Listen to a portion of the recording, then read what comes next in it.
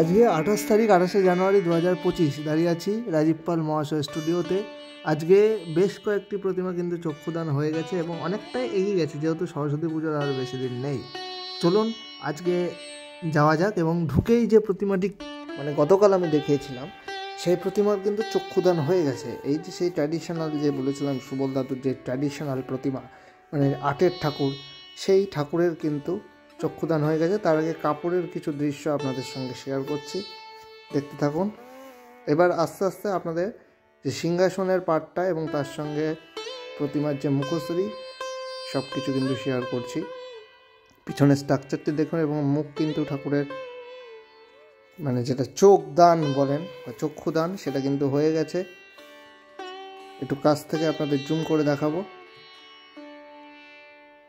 দেখতে পাচ্ছেন চক্ষুদান হয়ে গেছে। এবং সেই ট্র্যাডিশনাল যে ঐতিহ্যশালী আইকনিক যে চোখ বা যে মুখশ্রী বলুন, যাই বলুন না কেন, সেই সুবল পালের সেই চোখ কিন্তু আপনারা দেখতে পাচ্ছেন এই মুহূর্তে। এবং প্রতিমাটি সত্যিই অপরূপ সুন্দর এবং তার সঙ্গে প্রতিমার যে শৈল্পিকতা, যে নিদর্শন, সব কিছু কিন্তু এক কথায় অনবদ্য। আমি বেশি কিছু বলছি না, আমি জাস্ট প্রতিমাটাকে আপনাদের দেখাচ্ছি।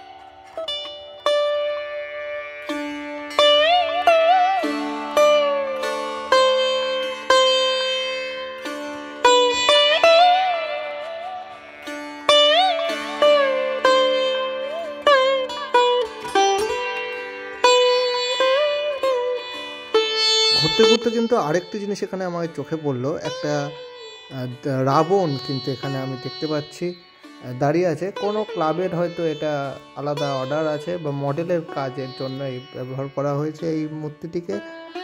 আমি যার জন্য এটা ভিডিও করেছি, আমার শর্টে আছে। যাই হোক, প্রতিমাটিকে আরেকবার দেখিয়ে দিচ্ছি।